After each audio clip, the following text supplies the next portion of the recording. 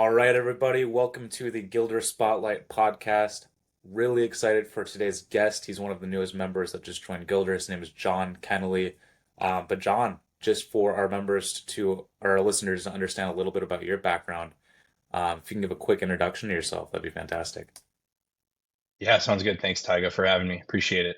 Yeah, so as far as my background, I've been in the kind of tech startup space in one way or another for about 13 years. Started living in San Francisco for about 10 years in the startup world. Worked at a tech startup that was acquired by Google. Worked at another one that was acquired by Apple. So feel like I got a little bit of false confidence early on in that experience going through two acquisitions like that early on.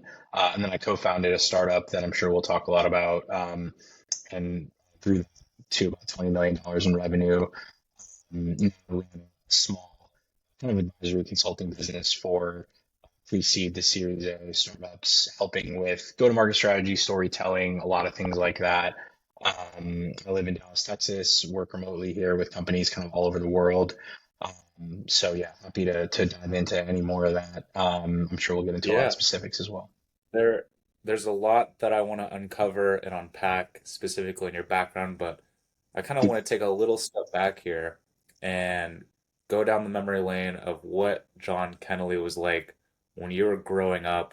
Were you always into entrepreneurship? And also, did you have a knack for public speaking and storytelling? I know that F3 Collective, you're really focused on helping people tell their stories. So when you're younger, what sparked your entrepreneurial endeavors and your journey? And also, how did you get into public speaking and storytelling? Yeah, great question. And the short answer is was not really entrepreneurial and don't come from a family of entrepreneurs. My parents, pretty traditional. My dad worked in the auto industry for General Motors basically my entire childhood. We lived in Michigan. My mom was a nurse, so my parents very much kind of on the straight and narrow, one job for kind of a long period of time. So wasn't really exposed very much to entrepreneurship, and to be totally honest, was a pretty shy kid. All the way up through college. And you know, as you mentioned, kind of alluded to public speaking, not something I really ever saw myself doing. It didn't that didn't really hit until really the tail end of college. My last quarter at UCLA, I took a public speaking class. It was one of the requirements for my major. I literally delayed it until the last possible quarter at the very end of college because I was dreading taking a public speaking class. As a lot of people know, public speaking, I think, is often listed as the number one fear of humans ahead of dying. That was certainly the case for me. But I had a great teacher that I really loved. She did a great job with our public speaking class and really started to get interested in it then. And then, kind of as luck would have it, I was walking through campus. I was a communication studies major. I saw a posting that just said that they were doing open auditions for the commencement speaker for the communication studies commencement at UCLA, which would have about 2,000 people there. And I'm not sure, how this hit me, but I went and kind of sat down and wrote a talk. Figured, hey, if they'll let anybody audition, what's the worst that can happen? Um, Went in, auditioned, got a call a couple hours later and, was the commencement speaker at my UCLA commencement in front of 2,000 people in UCLA's most iconic building, Royce Hall. So that certainly came out of nowhere. And I think it was sort of off to the races there in terms of, public speaking, entrepreneurship, things like that. But it was definitely confusing for my family when I called my parents and told them I'd be speaking at commencement. I think their reaction was, don't they usually have the person with the best grades speaking? Which implied that I did not have the best grades. They were correct about that. But yeah, it was just kind of that public speaking class opened the door, and then this kind of random opportunity to audition, led to giving that speech in front of 2,000 people, which is not something I ever anticipated doing, and just kind of went from there. But uh, sort of a long Yeah, answer, but hey, I'm a there, talker, as there's as evidenced by that. So. right, right. There's definitely a couple things that I want to unpack there. So it Sure. sounds like everything kind of serendipitously worked out. You had a fear of public speaking. You didn't like it. You took a public speaking class out of Hmm. nowhere. You see an audition to be the commencement speaker at Yep. graduation. How did you? from that class, what shifted your mindset to give you the confidence to public speak? What were kind of like the what were like the specifics that were taught to you that helped you build that confidence?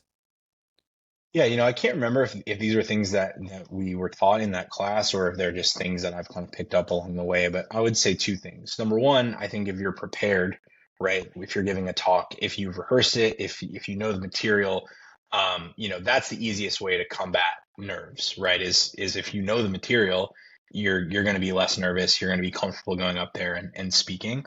Um, I think additionally, just knowing how afraid most people are of public speaking I think is a really good thing to know when delivering any talk in public because the reality is, however many people you're talking to 10, 50, 1,000, 10,000, the vast majority of the people you're talking to would not be comfortable standing where you're standing, right? So just by getting up there, you're already ahead of the game, right? So I think knowing that how fearful most people are just by trying it, you're already ahead of the game. And then additionally, if you can be as prepared as possible, those are kind of things that really help me anytime I speak in any sort of public setting. I think those are really the keys for me to just kind of breaking through. And a few times you realize that um, it's not that many things can go wrong, right? It's not like anything truly bad is going to happen if you slip on a word or what have you.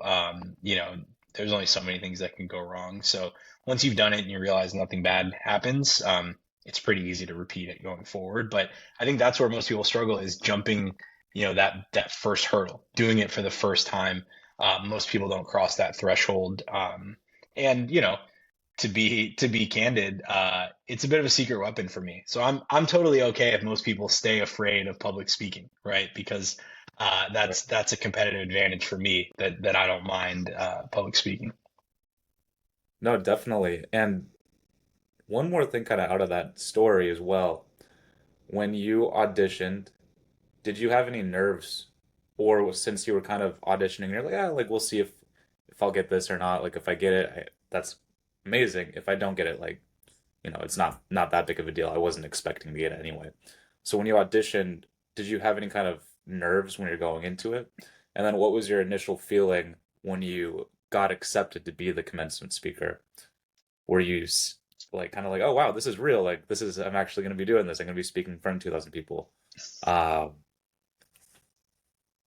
Yeah, great question. I'm smiling just because it's a like you said, it's a walk down memory lane. This is 15 years ago, which I don't really like to think about how long it was that I graduated college. But so as far as nerves, honestly, because it was such a shot in the dark, because I really wasn't I wasn't known. I wasn't the valedictorian. Like I was just kind of frankly, like a wallflower who sat in the back of every classroom in college. I had no expectations. So in that sense, like I actually wasn't very nervous because I was like, you don't have a shot at getting this. So go in, do your best, leave it all out there and at least you can say you tried. So yeah, I wasn't nervous in that particular case. Just because I thought there was no way I was getting picked, right? So I think sometimes ignorance is bliss a little bit there. Um, in terms of my reaction once I did get picked, you know, shock and pride were probably the two things. I was completely shocked when I gave the speech. I had some kind of jokes and things like that mixed in. No, there was five people in the room. Nobody laughed. Nobody reacted at all. It was dead silent. You could hear a pin drop in the room. So I assumed it went terribly and just kind of moved on with my day and didn't think about it again. Um, then they called and said, I blew them away. And I was like, man, you guys have very good poker faces because it looked like it went terribly. So yeah, shock and pride were the two reactions. And one other thing, just on the topic of nerves, I think that's worth pointing out on this topic is I think, especially as it pertains to public speaking, having nerves means you care, which is great, right? I think sometimes people get nervous and then you're thinking about the fact that you're nervous. That makes you more nervous and that can kind of spiral out of control.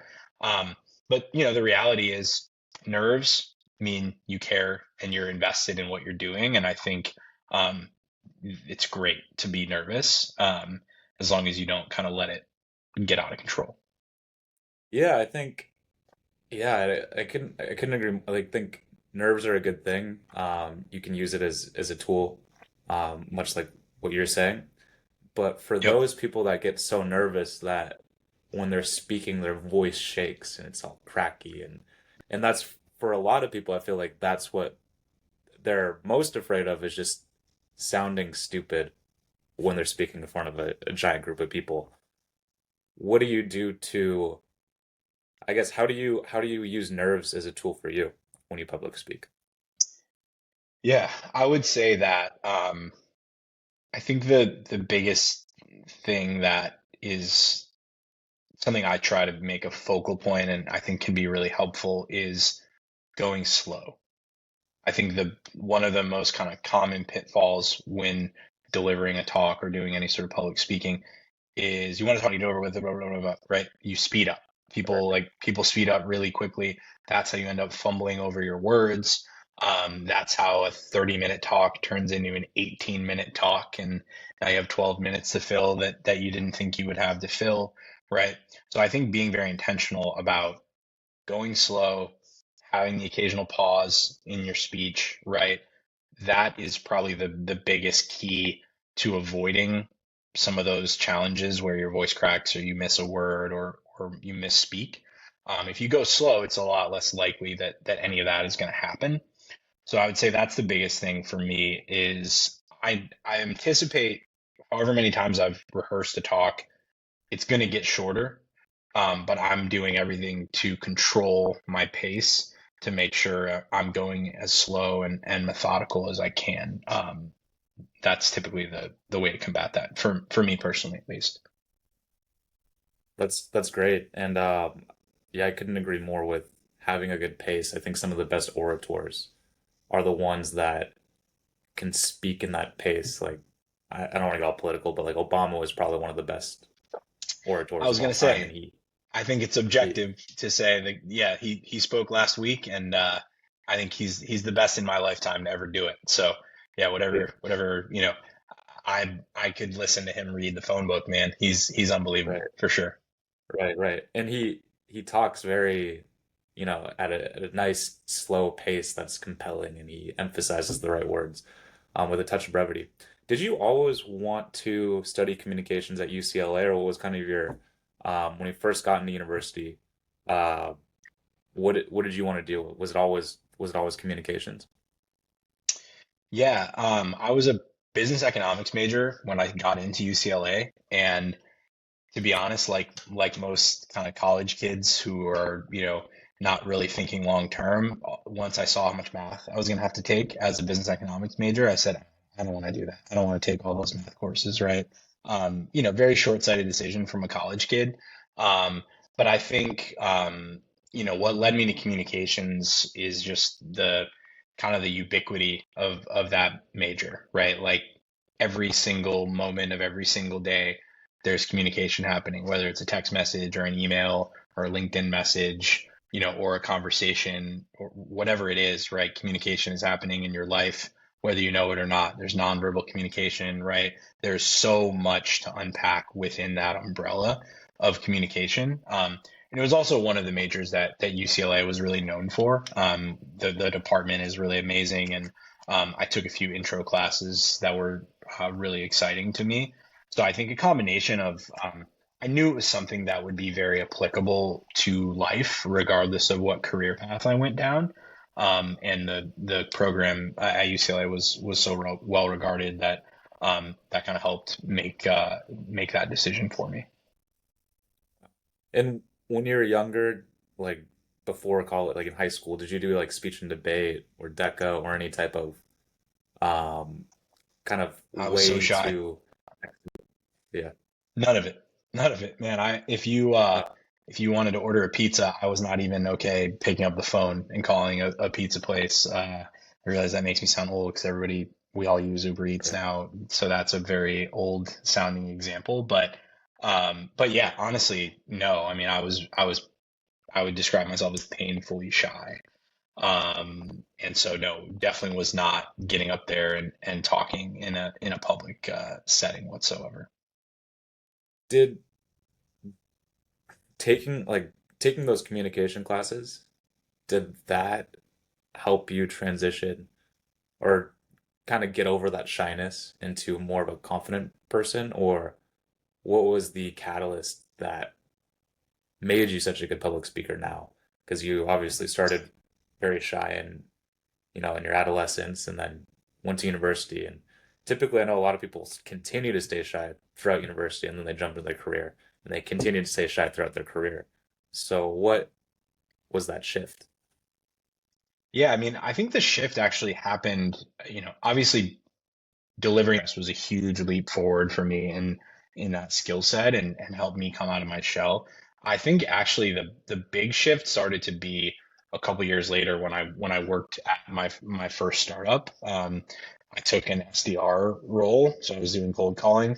This is back when I think people actually answered cold calls. I don't really think anyone answers phone numbers they don't recognize anymore. But I was an SDR doing appointment setting for account executives and just basically going through our CRM and you know fully cold calling. It was a key part of my job, and I think that actually kind of was an even potentially bigger step in terms of me coming out of my shell, being a little more comfortable in my own skin. Um, if you sit at a desk all day and you call people you don't know and ask them to talk to another person they don't know, and you can do that successfully, I think that is, from a kind of social perspective, many more things that are that difficult. So I think being able to kind of just dive into that, honestly, like it was terrifying to me at the time. I don't necessarily think I knew what I was getting into when I took that job. I just thought it would be cool to work at a tech startup because all my friends worked at tech startup and it seems really fun. That was just as much as I kind of vetted that opportunity. And once they sat me down and said, "Okay, here's your phone. Your job is calling, Mhm. hundreds of people a week that you don't know." Uh, I was terrified. But when Mhm. it's like, okay, you got to pay rent this month, so you got to make these phone calls, I had no choice but to do it. Um, and so, yeah, kind of a long-winded answer to your question. I think that was the thing that really took that up a level for me is having to truly just call strangers and have conversations with them. That was certainly not something I'd ever fathomed doing before. And I think it's a skill set that I'm very grateful for because now, there's not many conversations that I'm afraid to get into because I've called people I don't know halfway around the world and gotten them to buy something they'd never heard of. So if you can do that, there's not many scary conversations out there. I couldn't agree more. I definitely think starting your career in sales and being able to talk to anybody, having interpersonal communication or conversation with people all over the world that you've never met is really valuable in helping with confidence, helping with building businesses, talking to others. I also do think I don't know if you've ever done door-to-door sales or canvassing, Not where you have that's probably I harder. That you're right. That's probably even yeah. harder. Yeah, canvassing is yeah that I worked at the Democratic Congressional Campaign Committee and I would knock on doors and have people sign documents in pretty conservative Montana and people would yell at me. That's But probably, it you know what? I'll give you that one. you know That's harder than cold calling. Yeah, that's but I it but to definitely your point, what a great skill set to develop, right? Getting yeah. out of your comfort zone, having difficult conversations. I think you're absolutely right. I think I'm biased because I've sort of been in the sales customer facing world my whole career, but I do think that is such a great kind of foundational, first job for people to take, right? If you can get comfortable with that skill set, you know, it's something that most people are not comfortable with. So, and I think that's becoming increasingly true, right?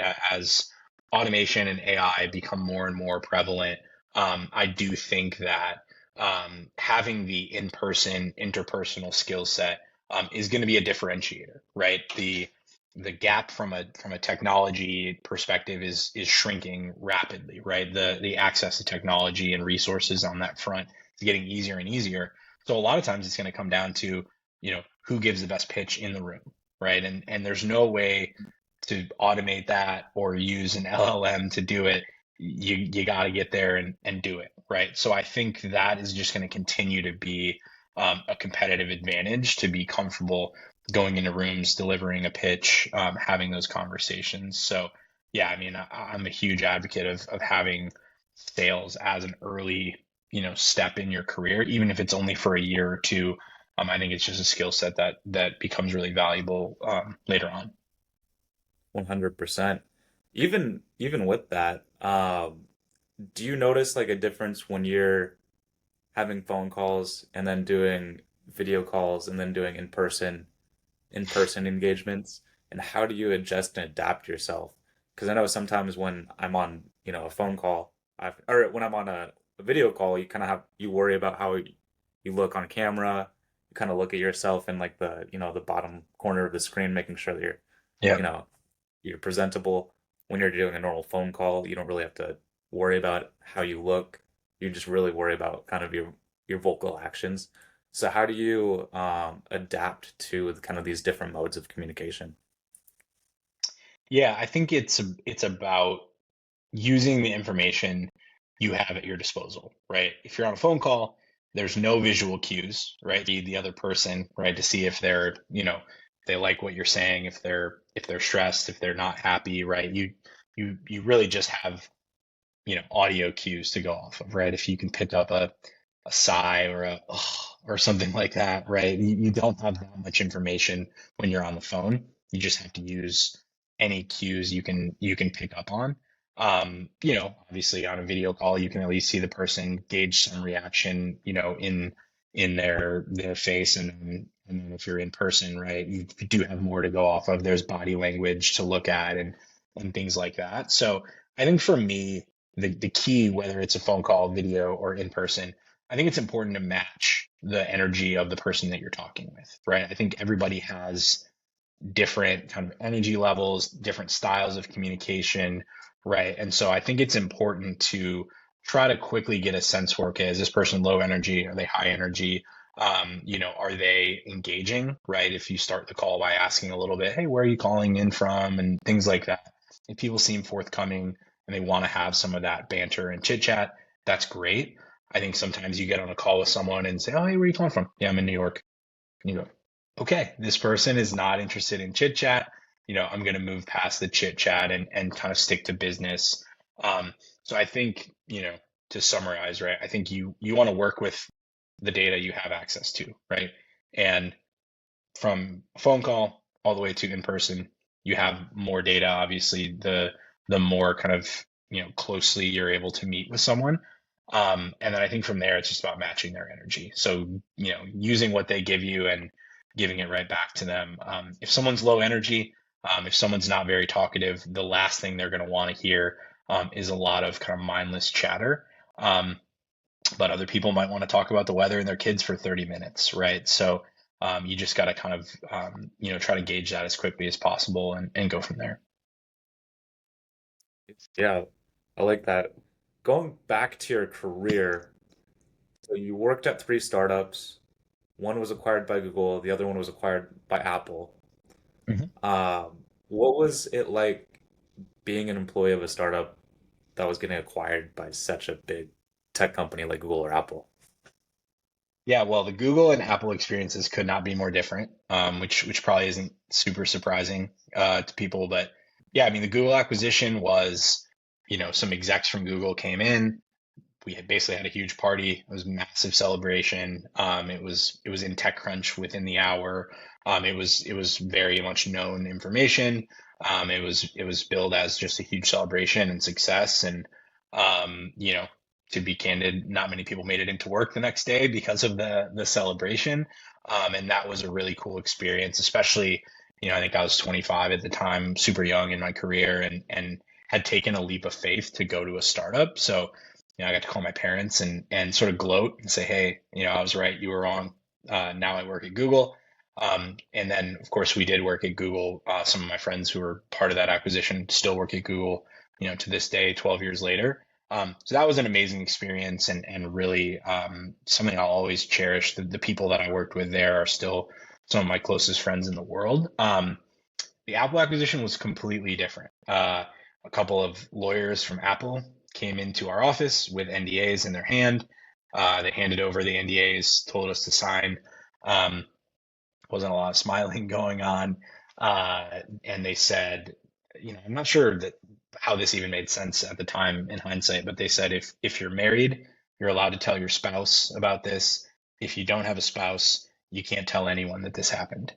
And so, and actually in that meeting, I raised my hand and said, "Hey, is this good? Does Apple buying us seems good, but I don't see anyone smiling. You guys aren't smiling. Like, is it good?" Um, and it was good. It was a successful exit, and it all worked out. But the way that Apple handled it versus how Google handled it could not have been more. So it was very interesting. That was 3 years basically in between those two events, and so to see those two in relatively short order, I think is fairly representative of how those companies do business. Apple makes a lot of acquisitions every year, and we don't hear about very many of them, right? That's how they do it. Google's different. Google's a little bit more open about those types of things. So it was cool to kind of get a front row seat to how two very acquisitive companies do that business. But yeah, one was a lot more fun, even though on paper the Apple exit was probably more successful. The Google one, much better memories from that event for sure. Yeah. Um, I see here that you put in kind of your startup journey that Apple offered me a crappy sales job out the door, or the door, excuse me. Um, Yeah. what was it? So it sounded like Google, you ended up getting a good opportunity working internally at Google. How did both the companies kind of transition from acquiring the startup into your new role as an employee at organization Google or Apple? Yeah, so I think the main difference was at Google, they basically just brought us on, and for a while we continued to run that business, business as usual, just an entity inside of Google. So there wasn't much change, you know, once we flipped the switch to being Google employees, we were still doing our same job, pitching the same types of clients, Mhm. same book of business, everything like that. Eventually that changed, Did you but at get the beginning there was no. Go ahead. did you get stock options from Yeah, we got Google, GSUs or whatever they were called. Yeah. So yeah, we were Google employees, and our jobs were essentially the same as they were before we had been acquired. Um, that eventually changed, about a year later, but at the beginning there was no change. Apple was different. Apple was, I would say, primarily, a tech acquisition, and they, if you were an engineer, you went to work on integrating our product into Apple's, tech stack. If you were not an engineer, you basically were offered a job in a different division of Apple, or you could take a severance package and leave. Those were kind of the two options, as far as that's concerned. So, yeah, at that point in time, having, I guess it seemed like I'd been in the startup world a long time. It was actually only 4 years I'd worked at startups, but at that point, I felt like ready to be, you know, a first employee, a co-founder of a startup, and really get in at the ground floor. I had been at enough startups where I was maybe the, you know, 50, 60th, 100th employee, and seen the journey, but not seen it from day one. That I felt like the next step for me was to build something from day one. And so, it was a pretty easy choice for me to just take a severance package and leave, because I knew that, kind of a, saying a crappy job, I'm wishing I didn't write crappy job, because I'm sure it would have been a great job at Apple, and it would have been, something that would have looked great on my resume, but it just wasn't kind of, from my development perspective, it wasn't what I was looking to do. I was looking to build something from scratch. So yeah, I took another leap of faith, and took a severance package and started looking for the next thing. and just quickly, what just in two quick sentences, what was the startup that was, or what did the startup do that was acquired by Google, and what the startup do that was acquired by Apple? I'm just Yeah, the, curious. the Google acquisition was a social media marketing software. It was basically like way back in the day when Facebook first launched brand pages. The software helped brands launch contests and sweepstakes and things like that on their brand pages. It was basically social apps. And then the Apple acquisition was an augmented reality software company. So yeah, two very different, Oh wow. types of technology, but yeah, two pretty interesting opportunities for Do you sure. think your companies or the company that got acquired, their technologies being used in the Apple VR, Apple, I'm what's not sure. VR? I know it's being used in a couple different ways. I'm not sure if it's being used on the VR front, but I know of a couple ways that it's being used for sure. Very Yeah, cool. which is kind of cool. Uh, There's features on my iPhone that I know are a result of a company that I worked for back in the day, which is kind of fun.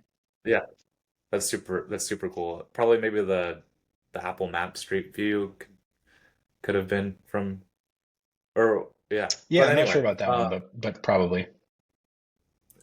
yeah. But so going back to your career, you're 4 years in startup, you had two acquisitions, and then it sounds like you grew a business from 0 to $20 million in ARR in about 5 years. What was that startup, and how how were the or from your past two positions at these last two startups, how did that shape and help you build the one you brought to $20 million in ARR? Yeah, I think it starts back in 2011, the role where I started as a SDR cold calling, just being able to Mhm. kind of cultivate business from scratch. I think I was able to sort of prove to myself that, hey, you can generate business out of thin air. And having the skill set to do cold emailing, cold calling, the pitch process, I think I quickly established that I had a knack for being able to generate business. With limited resources. And so that led me to an opportunity. Actually, the company that got acquired by Google, my old manager from that company made an introduction to somebody in his network who was looking for kind of a founding sales hire, had a conversation with them and kind of quickly came on board. The company was called Beta. We were a retail as a service company. So we actually had physical stores around the US that were powered by technology that helped innovative, mostly electronics brands, bring their products to market in a physical setting. So, in sort of the boom of e-commerce, we were being very contrarian and saying, there's still value in physical retail. There's a lot of customers to be acquired seeing your product, trying it in person. But for most brands, they didn't have the budget or the resources to get into big box. So there was sort of this gap in the market. There was thousands of companies who wanted to showcase their product in physical stores, but there was really no platform for them to do it. So we created that. We opened our first store in 2015 in Palo Alto, and we within in 4 years, we had 23 locations around the US and a few globally. So we grew that business to about $20 million in ARR. Um, I think it was very interesting to go through that journey because from the very first few calls I had, it was very clear to me that we were indeed filling a gap in the market and we had nailed product market fit because the first couple of brands I reached out to with a very generic, very kind of vague pitch said, I'd love to talk more. We want to do this. So I said, okay, we're clearly on to something here. Um, I think, we certainly had bumps in the road, on the road to 20 million. And then, COVID was kind of uniquely detrimental, to say the least, to that business. We were, like I said, we were being contrarian. We said, okay, well, everyone goes online, we're going to invest in offline. And that worked really well until, I don't know if people remember what happened in March 2020, but the world changed a little bit. And that was something that we certainly couldn't have seen coming. And, our whole business model was basically built on in-person foot traffic. So it crushed us. And we spent, almost 2 years trying to Was weather that storm. But, you know. I'm jumping ahead in that story a little bit, but Right. I'm sure we can talk more specifics there. When right when the pandemic happened, was there? I'm sure that you probably had a board meeting to potentially pivot to more to have like your your brick and mortar storefront sell online, or was there any kind of opportunity or way that you could have pivoted? I guess it would have happened if there was. But was there that kind of thought to switch to more online? Yeah, there was definitely we spent we spent quite a bit of time trying to do that. Cool. Yeah, so to answer your question, I would say we spent a lot of time attempting to pivot and change and really stay alive. I think the thing that was most challenging for us, a couple things. I think first of all, while COVID coming when it did was really unlucky in a way. I think it exposed the fact that we probably grew a little too fast, as venture funded companies can often do. We had 23 stores around the U.S. because we had promised investors that we would open that many stores. But there were some signals, from our customers from our brands that were our customers, there were signals that, we should slow down, improve some kind of core features of our offering before opening more locations. And so I think if we only had 9 stores, instead of 23 when COVID hit, obviously our overhead would have been much lower. We would have had potentially more runway. Um, at the same time, if we didn't grow as fast, we may not have raised the funding. This is sort of the constant push and pull of a venture funded company. You have to grow to get the revenue, but to grow to get the funding, but the funding can often cause you to grow in unhealthy ways, right? So I think um, we did try a lot of different things. We built some different features into our website. We actually built live streaming, kind of live shopping studios into our stores. We thought maybe there was a chance we could become the next QVC and try to do online kind of live shopping in sort of a next gen way. I got us a partnership with Procter and Gamble where we did the world's first live streamed barbershop. We tried to do that with one of their brands. And we couldn't nail whatever the next thing was. And so ultimately we just kind of ran out of time and money. But yeah, it wasn't for lack of trying. We made painstaking efforts to change our business and try to survive, and just couldn't do it. So yeah, it was. I mean, even that process in itself was a great learning experience. As much as it wasn't fun to deal with COVID and deal with the way it just crushed our business, I think that was a really formative couple of years for me. Just because I learned a lot of different things that I probably wouldn't have learned if our business just kept cruising. Yeah, and that's kind of like an interesting dichotomy of getting venture funding and then suddenly growing too fast and crumbling apart, so to speak. So that's definitely a fantastic learning experience too. And I've actually been part of a company a startup that actually happened. We got funding and grew way too fast and eventually it crumbled. But right now, or right now you are working on F3 Collective. Mhm. Um, in between the uh your your brick and mortar what was that business called that sold Beta.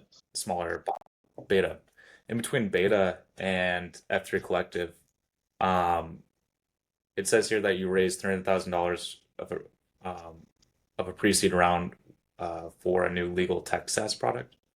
What was Mhm. that? Yeah, so that was a friend of mine who was an engineer, built a legal tech product. He was actually an engineer and a lawyer, so he had a pretty interesting background to build something like that. Um, he built a product. It was super impressive. I joined him as an advisor for a little bit just to try to help out with go to market and turning it into a business. And quickly after joining as an advisor, it seemed like there was a really good fit. And at that time, I was at what I would call like a placeholder job. It wasn't something I really planned on doing for a long period of time and was looking to get back into something more entrepreneurial. And so, he offered to have me join as his co-founder and lead the business and really get revenue turned on and turn it into a, you know, a SaaS business. And so that was a really cool opportunity to come and do that. Unfortunately, the timing just wasn't really ideal in that my co-founder had spent a couple of years before I joined building the product, and so he more or less burnt out a few months after I joined officially, and so I think when I joined him, we basically made a deal, and I said, hey, we're a two-person company. You built this thing from scratch. You're the CEO. So if there's ever a disagreement or a tie where it's 1-1, you get to be the tiebreaker. And so when he came to me and said he didn't want to work on the product anymore, um, I didn't put up a fight. I just said, hey, we made a deal. I'm a man of my word. I said if we disagreed, I was going to let you be the tiebreaker. We had enough money to take us through, the year, and we had some early signals that we had some traction, but um, we shut it down pretty quickly. So yeah, that was a learning experience. Obviously, most startups fail. So it wasn't shocking to me that we shut it down. It was just more the timing and the speed was certainly not what I was expecting. And so yeah, it left me very unexpectedly needing to keep working and being a little bit unsure of what to do. And so um, that led to me starting F3, and the reason I started F3 was pretty simple. Honestly, it was okay, well, my startup just folded a lot quicker than I was expecting. I want to keep working on something as quickly as possible. What is the quickest business I can start? It's a service-based business, right? I knew that I had a skill set that had value. I knew that I had met with over 1,000 founders in the last several years. I had seen a lot of common pitfalls that I felt like I could help founders with. Um, and so I just immediately built a website and filed my LLC and got started. So that was definitely a good example of something that, in the moment was pretty shocking and a little bit devastating, turned into me having no choice but to start the business that I run now. And in the long run, I'm super grateful that happened because I really enjoy the work that I'm able to do for founders today. And it's a great example of something that in the moment feels like the end of the world. When you look back on it, it's a huge, huge positive to your life, right? So I'm very grateful that things turned out the way they did. So, just a couple more questions. So it sounds like you grew, beta, $20 million AR, COVID, the pandemic happened, it had to park that or, Yep. you know, stop that. And then this other legal SaaS tech product, you also had to pull the plug on that. As a Mhm. founder and entrepreneur, what are kind of the telltale signs, or what are kind of what are the signs or the flags that should tell you to pull the plug on this venture or to focus on something else? Like what are kind of like the main signs? Yeah, I mean, I think, you know, obviously, when you're talking about a later stage company that maybe has run out of funding, the most obvious one is you don't have money to pay Right, people anymore and you right. don't have enough revenue coming in. But I think before that, right, if we're talking about an early stage company that's maybe struggling to go to market, right, I think the most common problem out there, in especially in the tech space where you have a lot of brilliant minds, a lot of brilliant engineers capable of building technologically proficient products. I think way too often there's a lot of solutions in search of a problem, right? So I think oftentimes founders will build something because they can, right? Oh, well, I've got this skill set and I had this idea and I can build this really phenomenal, product. Um, while a lot of those products exist that are technically phenomenal, what they often miss is there's no problem that they're solving. Nobody asked for this, right? So I think that's the biggest thing that founders need to be careful of and is a telltale sign that your business might not be on the road to success is, did you start with a problem, right? Oftentimes it's founders who have worked in an industry and literally lived a problem they go about building their own solution, that's a great way to have an early signal that you have product market fit if you've lived the problem before. Um, but I think the core issue is if you haven't honed in on a problem that you solve, it's going to be not very likely that you're going to succeed. So if I speak to a founder and they can't succinctly answer for me what the problem they solve and who they solve it for, um, that's going to be pretty big red flag, and chances are that company's not going to succeed, right? So I think starting with the problem, and who you solve it for, is the surefire way to at least get a little bit of traction.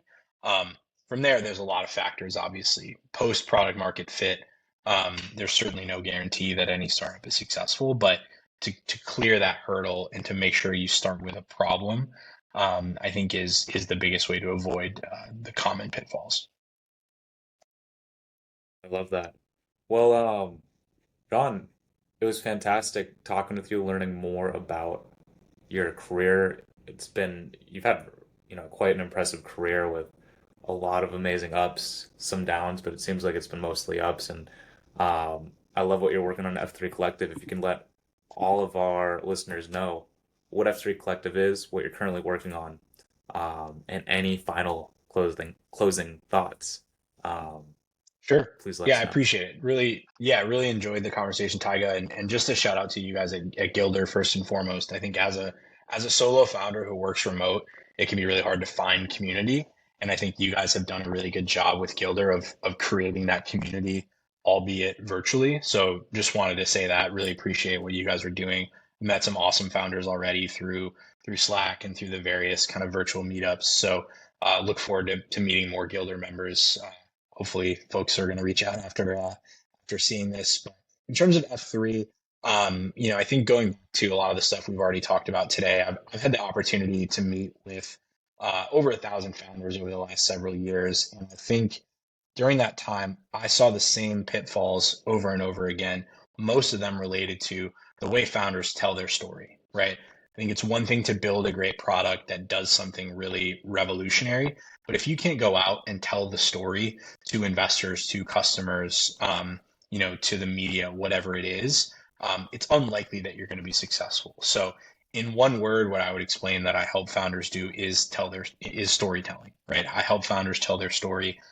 That can look like anything from auditing website copy, building a pitch deck, working one-on-one with founders to actually help them public speak with their pitch, right? Storytelling is obviously a broad term, but I think anything in the customer facing realm, when it involves somebody at your company talking about your business, chances are there's going to be a way I can fill gaps there and help founders out with that.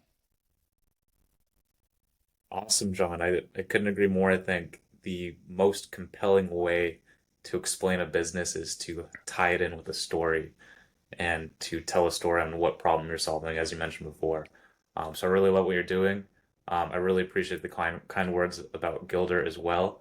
And I'd love to actually have you on as a guest again on the podcast and talk more about some of the nuances in F3 Collective, storytelling and public speaking, just because I think there's so many different things to unfold with that. So, John, I really appreciate your time today. And thank you so much for being a fantastic guest on the Killer Spotlight podcast. Thanks, Tyga. Appreciate it. Talk soon. Cheers.